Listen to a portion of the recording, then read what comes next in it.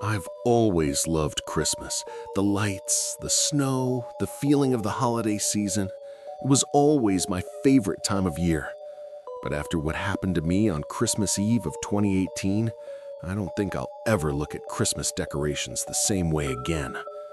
At the time, I was 23 years old and living with my parents in a quiet suburb in Ohio. My parents had decided to go on a cruise for the holidays, so I had the entire house to myself. I didn't mind. I was looking forward to a quiet night of playing video games, eating pizza, and just relaxing without any family drama. It was around 6 p.m. when I ordered a pizza.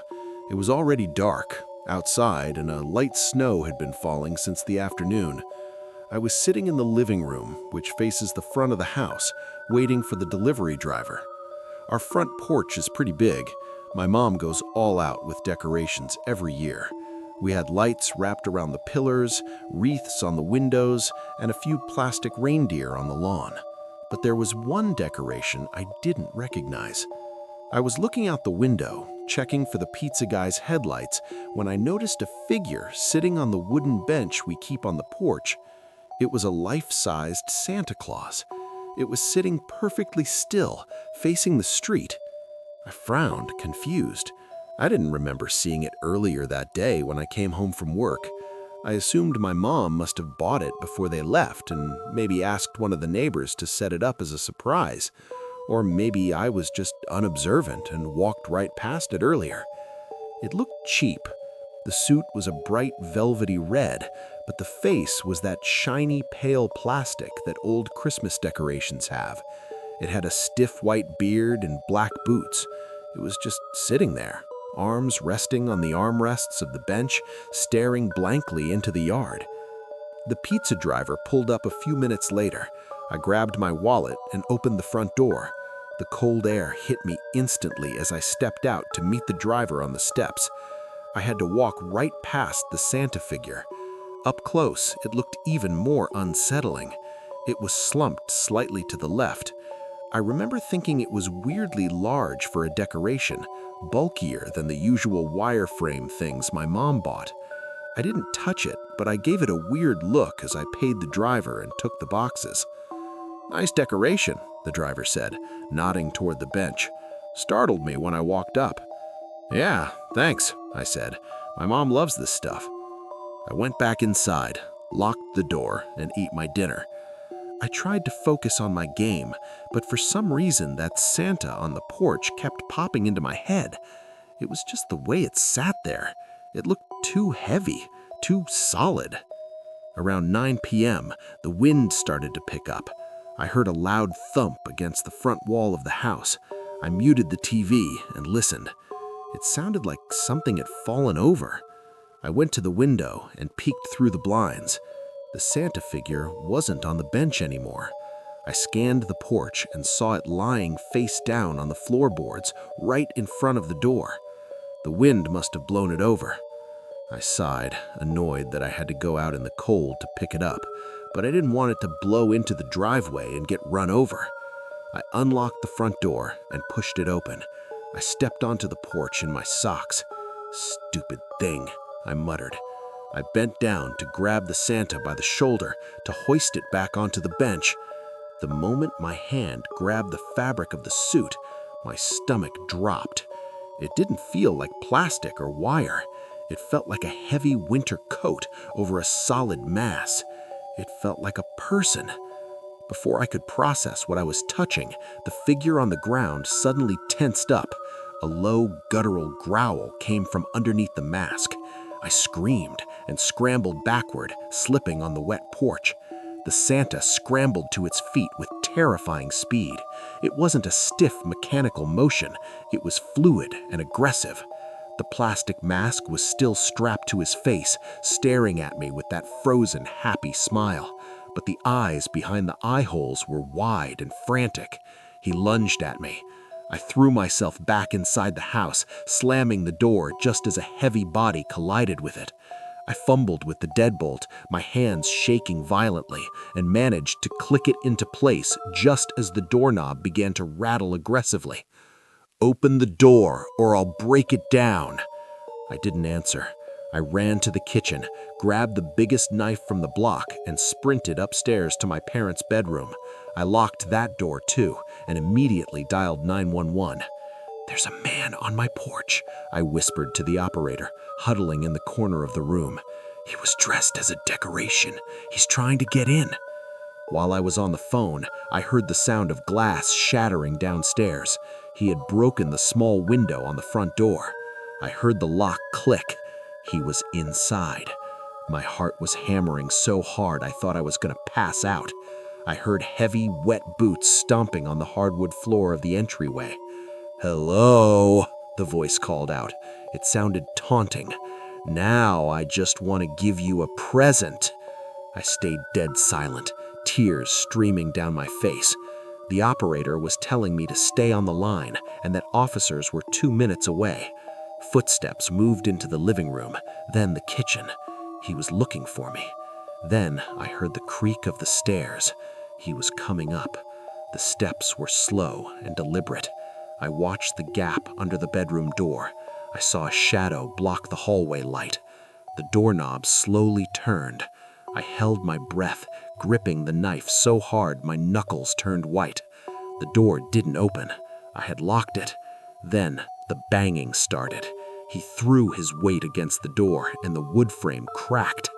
"I know you're in there," he screamed, just as the frame began to splinter. I heard sirens wailing in the distance, getting louder rapidly. The banging stopped instantly. I heard the footsteps run back down the hall, then the sound of rapid thudding down the stairs. A few seconds later, the back door slammed shut. I stayed in that corner for another 10 minutes until the police dispatcher told me it was safe to come out. When I went downstairs, the house was freezing. The front door window was smashed, and there was snow melting in the hallway floor. The police didn't find the man that night. They found the Santa suit jacket, pants, and that creepy plastic mask dumped in a drainage ditch about 2 blocks away. It turned out the suit had been stolen from a display at a local hardware store 2 days prior. The police theory was that he was casing houses, looking for ones that were empty for the holidays. He used the suit to sit on porches and check if anyone was home without looking suspicious to passing cars. If I hadn't gone out to pick him up, he might have just waited until I went to sleep to break in. They never caught the guy. I moved out of my parents' house a month later. Before we dive into the next story, if you're visiting our channel for the first time, don't forget to hit the subscribe button and turn on the bell icon to stay updated with our upcoming scary stories. This story takes place back in the summer of 2015. I'm 29 now, but at the time I was just 19 years old. I had been working at a Chick-fil-A in Reno, Nevada since I was 16, which was a decent high school job, but I was ready for something bigger. When I turned 19, I landed a really good paying job in San Francisco. I was ecstatic.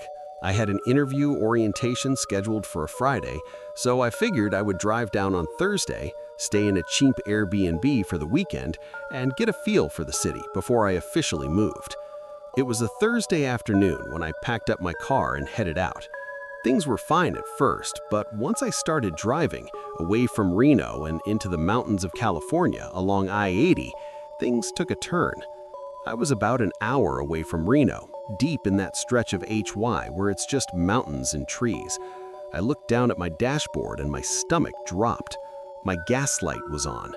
I checked my GPS and it said the next reliable gas station was about 30 miles away. I was super irritated with myself for not filling up before I left. I watched the needle dip below the empty line and panic set in. I knew I wasn't going to make it 30 miles. I saw a sign for an exit coming up. It wasn't a main town exit. It was one of those obscure exits that led to a 2-lane road winding into the forest. I didn't have a choice.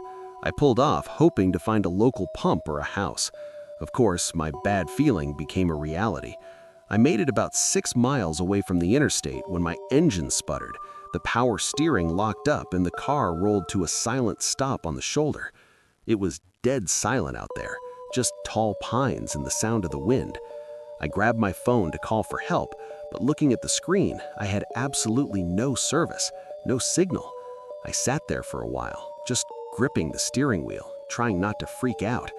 About 10 minutes later, I saw a car coming down the road in the rearview mirror. It slowed down as it approached me. It was an ocean gray Nissan Altima. I felt a wave of relief. I thought, finally, a local who can help me. The Nissan pulled up right next to my car, window to window, but the driver didn't roll his window down. He just sat there. The car idled. I waited for him to say something. He didn't. He just sat there for what felt like 10 minutes. The relief I felt started to turn into anxiety. Why was he stopping if he wasn't going to talk? Eventually, I rolled down my window a crack. I called out, "Hey, do you need help?" The driver slowly turned his head to look at me. My blood ran cold. He looked like he hadn't slept in a week. His eyes were wide and bloodshot, and his jaw was clenching and unclenching. He looked like he was heavily on drugs. He didn't speak. He just stared at me with this tense, predatory look. I got so scared I rolled my window up immediately. Then the man opened his door. He got out of the Nissan. He was tall and wearing dirty clothes, but instead of coming to my door, he turned and just walked straight into the woods. He didn't look back. He just walked into the tree line and disappeared. I was questioning everything. Was this a setup? Was someone else in the woods? I was planning on maybe getting out and running to a house I had passed a mile back. But then I remembered something. My dad had put a small emergency gas can in the back of my trunk when I first bought the car. I had completely forgotten about it. I was saved. I popped the trunk, grabbed the red plastic can, and frantically poured the gas into the tank. I kept looking at the woods, expecting that man to come charging out. As soon as the can was empty, I threw it in the trunk, jumped in the driver's seat, and prayed the car would start. It sputtered once, then roared to life. I speed out of there. I didn't look back. I drove way over the speed limit until I got back onto I-80. I drove to the next major gas station, which was packed with people. I finally felt safe. I filled up my tank all the way, went inside to use the restroom, and bought a bunch of snacks just to calm my nerves. I walked back out to my car, opening a bag of chips as I reached for my door handle. I froze. Parked 2 pumps over was an ocean gray Nissan Altima. It can't be, I thought. It's a popular car. Then I saw it. On the passenger side door, there was a large, distinctive patch of blue paint, as if it had scraped a pole. It was the same car from the woods. My heart was hammering in my throat. I didn't look to see where the driver was. I jumped into my car and flew out of the parking lot, merging back onto the highway as fast as I could. I kept checking my rearview mirror. For about 20 minutes, I thought I was in the clear. Then I saw it, the gray Altima with the blue spot. He was a few cars back, weaving through traffic. I was not far from Sacramento at this point. I tried to drive casually, hoping he would pass me, but he didn't. He stayed right on my tail. I figured the car would lose track of me if I exited and made some random turns. I took an exit, made 3 rights and a left, and then got back on the highway a few miles down. Once I was in Sacramento, the traffic got heavier. I looked in the mirror. He was still there. He was about 4 cars behind me. Then I saw a police cruiser in the lane next to him, but the driver of the Nissan didn't slow down. In fact, he sped up. He aggressively cut across 2 lanes and came up right behind my bumper.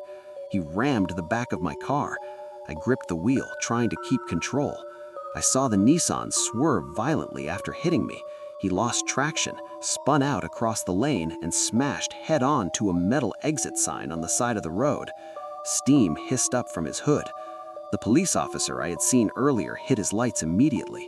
I pulled over to the shoulder, shaking uncontrollably. The officer ran to the Nissan with his gun drawn. I waited by my car. More officers and an ambulance arrived within minutes. I gave my statement to the police, telling them everything from the woods to the gas station to the chase. The driver wasn't seriously hurt. He stumbled out of the car and I heard him yelling at the cops that he had just fallen asleep at the wheel. We didn't believe it a second. You don't follow someone for 50 miles and ram them because you fell asleep. The police searched his vehicle before towing it. An officer came over to me a while later looking grim. He told me that they found a loaded semi-automatic rifle in the passenger seat covered by a jacket. When they were handcuffing the man, he started yelling threats at me. He was yelling things like, "You're lucky the cops are here," and claiming he used the rifle for hunting, even though it wasn't hunting season, and he was driving towards San Francisco. He was arrested for disorderly conduct, reckless driving, and a weapons charge. I eventually got over the experience. It took a long time to feel comfortable driving alone on the highway again. My family actually moved to San Francisco a few years later, so I have people close by now. I try not to think about it too much, but whenever the topic of road trips comes up, I tell them the full story. I don't know what he wanted, but knowing he had that rifle sitting next to him. The whole time makes me realize just how lucky I was to get away. This happened back in the late 80s or maybe the very early 90s. I was young, probably 6 or 7 years old at the time. My sister was significantly older, about 14 or 15. We grew up in one of those small, dusty towns in West TX where the landscape is flat and you can see the horizon in every direction. It was the kind of place where people claimed everyone knew everybody, and folks often left their doors unlocked during the day because nothing ever happened here. On this particular night, our parents were out for the evening. I don't remember where they went, maybe a dinner or a town meeting, but my sister babysitting me was a frequent occurrence. We actually got along really well, mostly because of the age gap. She didn't see me as a rival, just a little brother she had to keep alive for a few hours. It was winter, and if you've never been to the high desert in Texas, you might not realize how bitterly cold it gets once the sun drops. By 8 p.m., it was pitch black outside. The wind was howling, which was normal for us. It's a constant droning sound that rattles the siding and whistles through the cracks in the window frames. We were in the common room, which was the main hangout spot because that's where the big TV was. We were curled up watching one of those gritty news magazine shows on CBS. I think it was 48 Hours or maybe Hard Copy. It was one of those programs that dramatized real crimes, kidnappings, murders, trafficking, basically a horror movie presented as news. The story that night was terrifyingly close to home, at least conceptually. It was about a quiet guy living in a nice suburban neighborhood who suddenly snapped. He went on a rampage in his next-door neighbor's house and ended up kidnapping their young daughter. I remember feeling that specific kind of childhood dread where the safety of your own living room starts to feel fragile. To understand why what happened next was so scary, you have to understand the layout of our house. The common room, where we were sitting, had a massive wall of floor-to-ceiling windows, including a large sliding glass door that led to the backyard. Because it was night and we didn't have the porch light on, that entire wall was just a sheet of black glass. If you looked at it, you only saw your own reflection staring back. You couldn't see anything looking in. On the opposite side of the room was the entryway leading to the front door. The front door was solid wood. You couldn't see through it, but it had a heavy glass storm door on the outside. We were about 45 minutes into the show. The narrator on TV was talking about the ongoing manhunt for the neighbor, building up the tension. The house was quiet, except for the TV and the wind outside.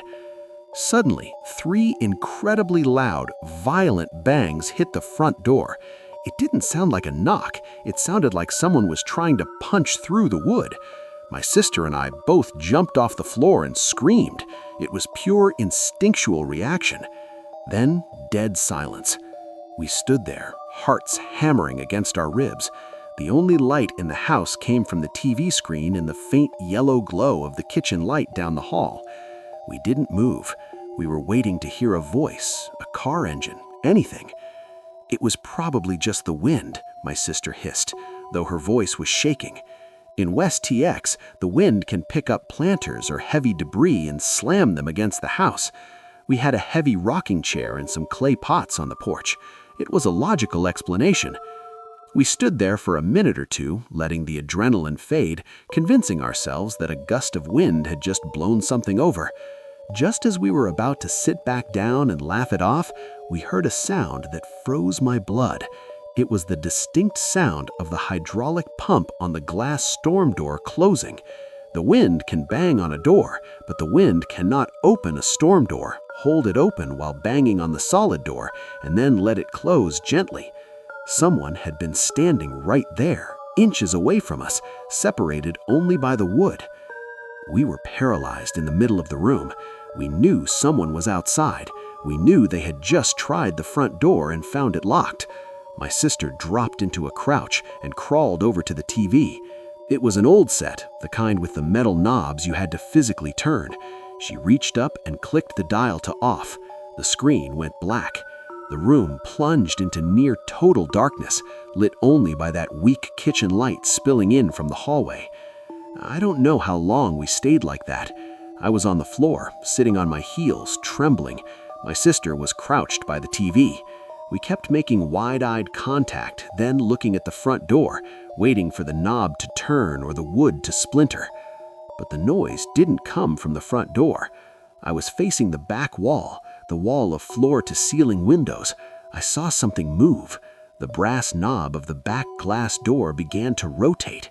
It was slow at first, deliberate. I watched the metal turn to the right, hit the lock mechanism, and then stop. It rattled slightly, barely making a sound, as if the person on the other side was gently testing it, hoping it was open. I couldn't breathe. I wanted to scream, but my throat was closed tight. Then the subtlety vanished. The person outside lost their patience. They started jerking the handle back and forth with terrifying force. The entire wall of windows began to vibrate violently. Because the room was dark and there was a tiny bit of light coming from the kitchen, I could see the reflection of the room in the glass.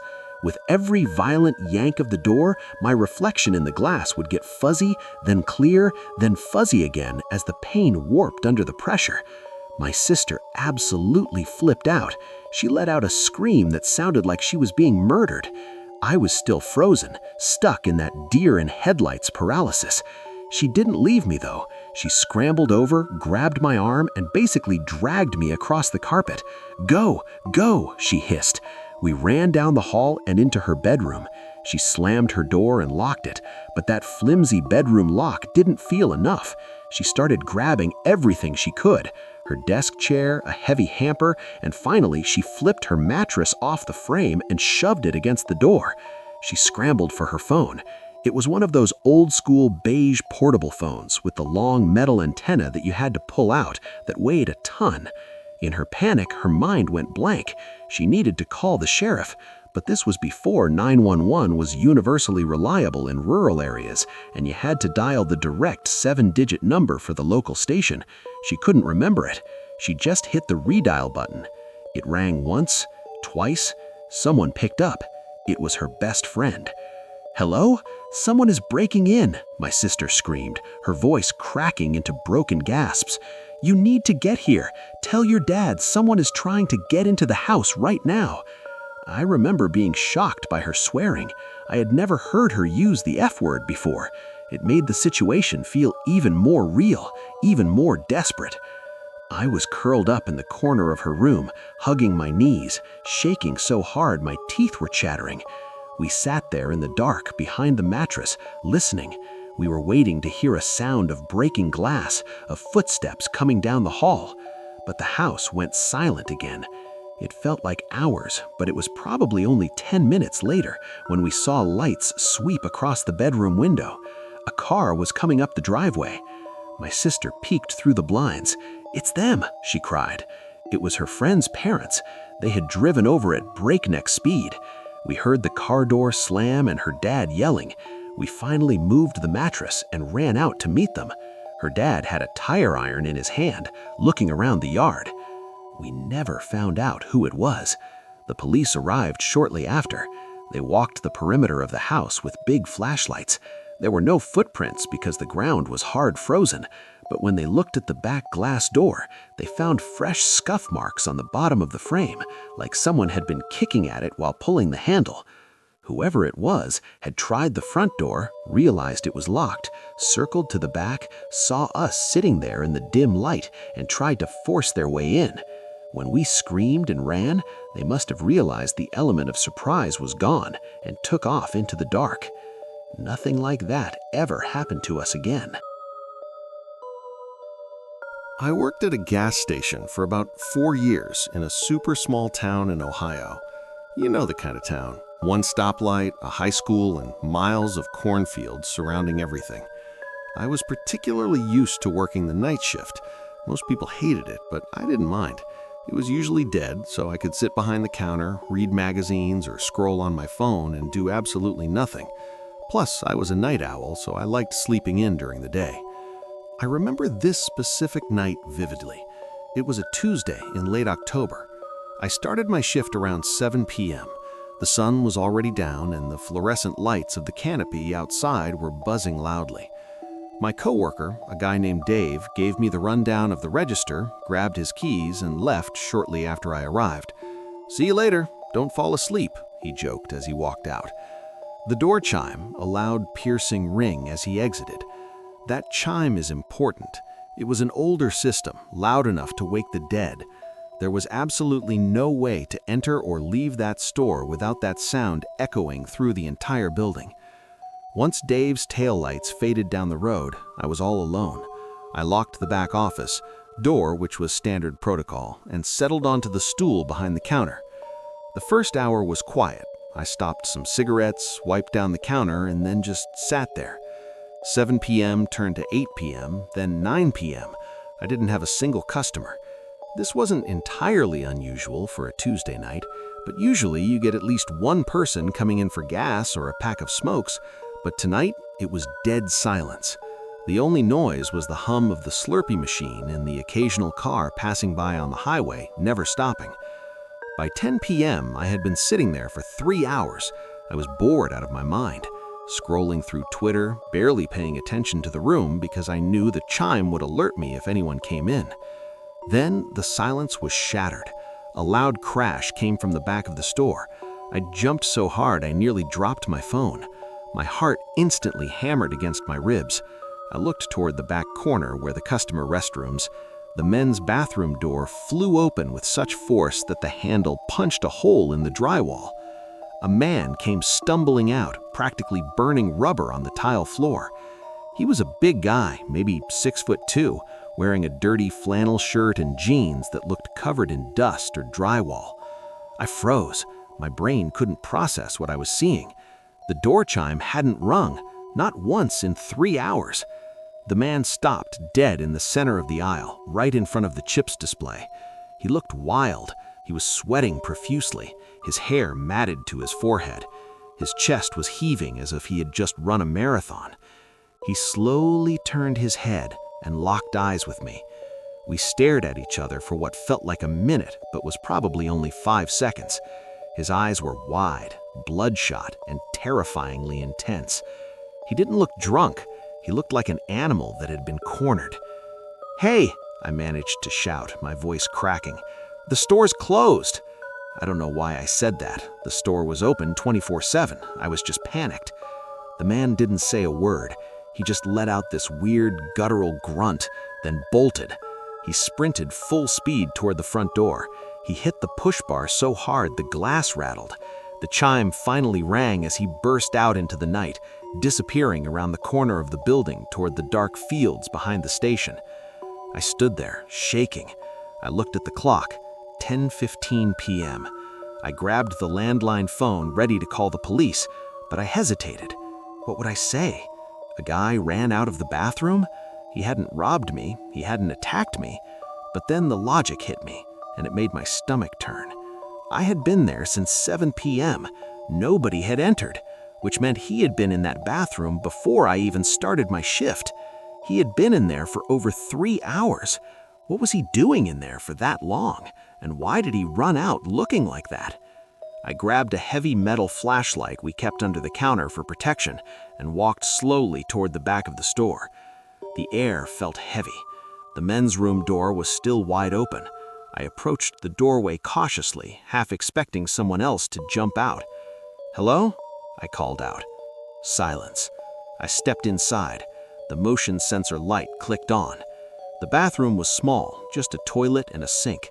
It smelled terrible, a mix of old urine and something else, something metallic. The toilet seat was down, the sink was dry, but then I looked at the floor. There was drywall dust everywhere. White powder covered the tiles. I looked up. My heart dropped into my stomach. The acoustic drop ceiling tiles above the toilet had been pushed aside. There was a gaping black square leading into the crawl space above the store. On the toilet tank, there were 2 muddy boot prints. He hadn't been using the bathroom. He had been on the ceiling. And then I saw it. On the floor, right where he must have landed when he jumped down, was a long, serrated hunting knife. It was rusted, but the edge looked freshly sharpened. I ran to the front, locked the door, and called 911 immediately. When the police arrived, they searched the crawl space. They found a sleeping bag rolled out on the insulation, a few empty bottles of water, and a peephole. The guy had bored a tiny hole through the ceiling tile directly above the register. The police officer told me that based on the trash up there, the guy had probably been living in our ceiling for a week. He would wait for the night shift, watch the employee from above, and come down when the store was empty to steal food or do whatever else he planned. But that wasn't the scariest part. The scariest part was what they found next to the sleeping bag. It was a notebook. It was filled with times and dates. Monday, girl with red hair left at 11 p.m. Tuesday, old guy left at 10 p.m. And the last entry, written in shaky handwriting, Tuesday, new kid sleeps at 2 a.m. Do it then. The reason he had come burning out of the bathroom wasn't that he was lost. He had slipped. The police found a broken support beam up there. He had been positioning himself to drop down behind me, but the beam snapped. He fell into the bathroom and panicked when he realized he had made too much noise. If that beam hadn't broken, he would have waited until 2 a.m. I usually take a nap around then. I quit the next morning. I don't work night shifts anymore. People always tell you to be careful about who you meet online. They warn you about the catfishers, the scammers, and the obvious creeps. But nobody warns you about the person who looks perfect, the nice, quiet girl who just wants a friend. I was new to the city, desperate for cheap rent, and honestly, pretty lonely. That's why I was on the app. I wasn't looking for a date, I just wanted to find a roommate who wasn't a total stranger. That is how I found Bia. Her profile was wholesome. She looked like a nice country girl with a big smile, wearing an Akubra hat, posing with a golden retriever. She listed a room for rent in a large house she shared with her family for only $400 a week. In this economy, that was an absolute steal. I swiped right, messaged her, and we hit it off immediately. She seemed like the sister I never had. When I moved in, everything seemed perfect. The house was huge, an older 2-story place with thick walls. Bia explained that her family owned a nightclub in the city, so they were gone all night working and slept during the day. That meant we had the whole place to ourselves every evening. Bia was helpful, respectful, and almost too eager to please. We were attached at the hip for the first few weeks, but looking back, it wasn't friendship, it was grooming. The red flags started small. She didn't just want to hang out, she wanted to be me. She started buying the same clothes I wore, then she dyed her hair the same shade of brown as mine. When I laughed it off, she just smiled and said twins. Then the control started. It wasn't like a boyfriend-girlfriend type of jealousy. It was something far more sinister. She expected me to be her live-in doll. The family she lived with, her mother and brother, were rarely seen. In fact, I had never actually laid eyes on them. I only heard them, specifically the mother, if I didn't clean the kitchen. Bia would come downstairs looking sad but firm. "Mother is upset with you. You shouldn't have left the house. You know she has a temper." It turned into a prison. They forced me to install Life 360 on my phone so they could track my every move. If I went to the park, I'd get a text immediately. "Mother says come home now." I started losing weight. Bia handled the cooking because Mother didn't want me in the kitchen. She began giving me tiny portions. Pigeon food, she called it, while she ate normally. If I complained, she'd say I was being ungrateful to her family after they gave me such cheap rent. I was paying to be starved and held captive in a house. It always felt cold. One day, Bia told me about a girl named May. She said May was a crazy stalker who used to live there but had been kicked out for stealing. She showed me a blurry photo of May. She looked a lot like me. The breaking point was the night of the party. Bia insisted I come to work with her to make up for being difficult. We went and she fed me soda. I remember the room spinning. I didn't feel drunk, I felt drugged. My limbs felt heavy like lead. I managed to stumble away and found a couple, Amy and Jake, near the exit. They saw I was in distress. I could barely speak, but I managed to tell them I needed to go home. They were kind enough to drive me. I stumbled into the house and passed out in my room. When I woke, the sun was cutting through the blinds. My head was pounding. I checked my phone. I had 50 missed calls from Bia. Then I saw the texts. Unlocked the door. Mother is coming in. You can't leave me. The house was dead silent. I crept out of my room, needing water. The hallway was shadowed. That's when I passed Mother's room. The door, usually locked tight, was slightly ajar. My heart hammered against my ribs. I knew I shouldn't look, but curiosity took over. I pushed the door open. There was no Mother. The room was empty. It was covered in a thick layer of dust. There was no bed, no dresser, no clothes. There was just a single wooden chair in the middle of the room. On a small table next to the chair was a high-end microphone setup connected to a terrifyingly complex system of wires running into the walls. Bia didn't live with her family. She lived alone. The voices, the screaming mother, the angry brother, it was all her. She had been sitting in that chair performing a play for an audience of one. I felt sick to my stomach. I turned to leave, but then I saw a pile of mail on the floor near the closet. It was addressed to May. I walked over to the closet in the fake Mother's room. I opened it. May wasn't a stalker. May hadn't been kicked out. May's driver's license, her clothes, her purse, and her phone were all piled in the back of the closet. They were covered in stiff brown stains. It looked like dried makeup at first, but the metallic smell hit me instantly. It was blood. Then I heard the front door unlock downstairs. My blood ran cold. I heard the heavy boots of a country girl coming up the stairs. She was moving fast. "I know you're in there, Bee," Bee's voice called out. It was cheerful, almost singing. But then her voice shifted. It dropped into that screeching, raspy old woman tone I'd feared for months. "She's been bad, hasn't she, Bee? She went into Mother's room." I didn't wait. I didn't try to hide. I grabbed the heavy lamp from the hallway table and smashed the window at the end of the hall. "What are you doing?" Bee screamed, her voice shifting back to her own. I climbed onto the roof. It was a 2-story drop to the backyard.